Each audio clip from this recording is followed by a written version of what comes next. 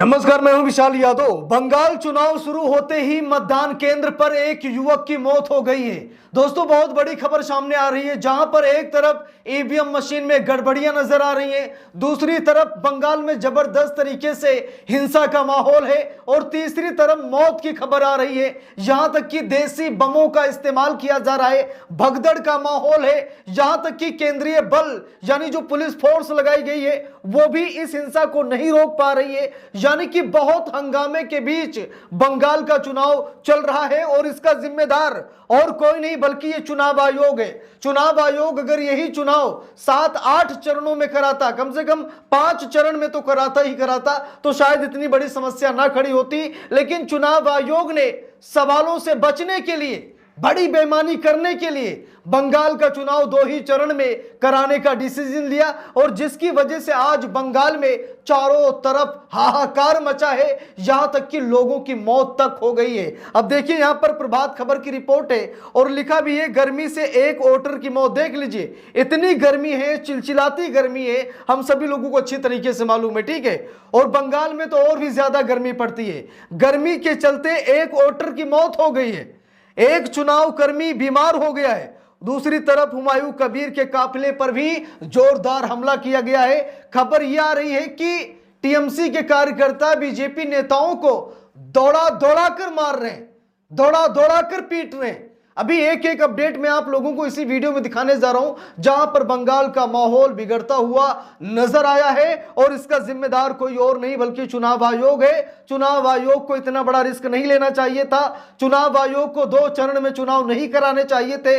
लेकिन बात यह है ना कि यह चुनाव आयोग से जारी हुआ तारीख था या फिर यह पीएमओ से जारी हुआ था, यह कंफर्म नहीं है। देखिए, लिखा भी है, पश्चिम बंगाल विधानसभा चुनाव 2026 के लिए मतदान जारी है। सुबह से ही वोटिंग को लेकर लोगों में उत्साह देखने को मिल रहा है।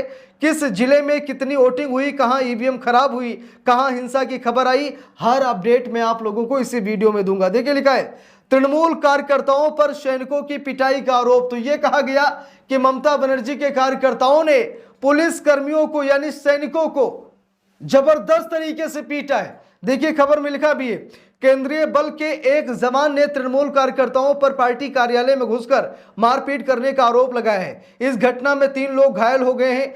पश्चिम मेदिनीपुर के नारायणगढ़ विधानसभा क्षेत्र में मतदान के दौरान एक बार फिर तनाव का माहौल बन गया है। तृणमूल कांग्रेस ने आरोप लगाया है कि बेलदा क्षेत्र के पटली गांव के बूथ नंबर 118 पर तैनात केंद्रीय बल के जवानों ने पार्टी कार्यालय में घुसकर कार्यकर्ताओं की पिटाई की है।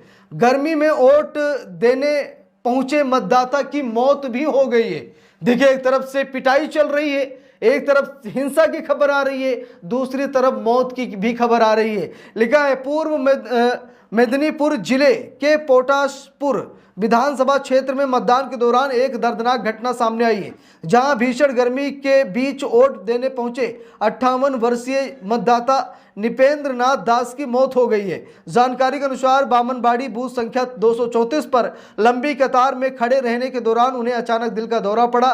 तेज धूप और बढ़ते तापमान के बीच तबीयत बिगड़ने पर मौके पर ही उनकी हालत गंभीर हो गई और बाद में उनकी मृत्यु हो गई है। तृणमूल सीपीएम ने केंद्रीय बलों पर लगाया तोड़फोड़ का आरोप। तो दोस्तों, ये कहा जा रहा है कि जो केंद्रीय बल हैं, जो सरकार की तरफ से आए हुए लोग हैं, केंद्र सरकार ने जिन्हें भेजा है, वो लोग तोड़फोड़ कर रहे हैं, वो लोग गुंडागर्दी कर रहे हैं। देखिए, लिखा भी है, तृणमूल सीपीएम ने आरोप भी लगाया है। सिंध विधानसभा क्षेत्र के लोकग्राम इलाके में स्थित कदमा बूथ के बाहर सीपीएम और तृणमूल के शिविरों में केंद्रीय बलों द्वारा तोड़फोड़ की जा रही है। बूथ से ठीक 100 मीटर के भीतर डेरा डाले होने के बावजूद सीपीएम और तृणमूल ने केंद्रीय बलों के इस हमले पर सवाल उठाए हैं। तो यहां पर तृणमूल यानी ममता बनर्जी की पार्टी और सीपीएम ने यह आरोप लगाया है कि जो केंद्रीय बल हैं, ये मतलब तोड़फोड़ कर रहे हैं, ये हमारे दफ्तर में घुस करके गुंडागर्दी कर रहे हैं। शुभेंदु ने भाजपा कार्यकर्ताओं को केक खिलाया। लिखा भी है, शुभेंदु अधिकारी नंदीग्राम के चौक केंडामारी प्राथमिक विद्यालय के पास स्थित पार्टी शिविर में आए। बापूजी ने केक, बिस्कुट और पानी पिया। उन्हें केक तोड़कर एक कार्यकर्ता को भी खिलाया।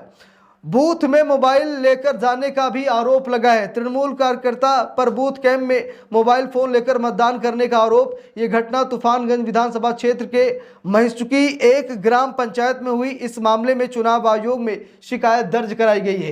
तो ये कहा जा रहा है कि टीएमसी का एक कार्यकर्ता मोबाइल फोन लेकर अंदर गया। तृणमूल सांसद कीर्ति आजाद ने डाला वोट, लिखा है वर्धमानपुर दुर्गापुर के सांसद कीर्ति आजाद पहली बार दुर्गापुर के 276 नंबर विधानसभा के फाइन आर्ट्स क्लब में मतदान किया। ईवीएम खराब होने से मतदान में देरी, तो ईवीएम में खराबी की भी खबर आ रही है। लिखा भी है दुर्गापुर पश्चिम विधानसभा 277 नंबर के गोपाल मठ स्थित बूथ संख्या 51 और 1 गांव बूथ में ईवीएम खराबी के कारण 1 घंटा देरी से मतदान शुरू हुआ। इससे मतदाताओं को परेशानी का सामना करना पड़ा। दूसरी तरफ हुमायूं कबीर की कार पर हमला हुआ है। शुभेंदु सरकार को दौड़ा दौड़ा कर पीटा गया है। बंगाल वोटिंग में जगह जगह हिंसा जारी है। लिखा पश्चिम बंगाल में 152 सीटों पर पहले चरण के मतदान के दौरान व्यापक हिंसा हुई है। मुर्शिदाबाद में हुमायूं कबीर पर हमला हुआ है। मालदा में चुनाव अधिकारियों से हाथापाई और जमुड़िया में लावारिस गाड़ी में ईवीएम मिलने जैसे मामले सामने आए हैं। टीएमसी ने बाहरी राज्यों से गुंडे बुलाने का आरोप लगाया है।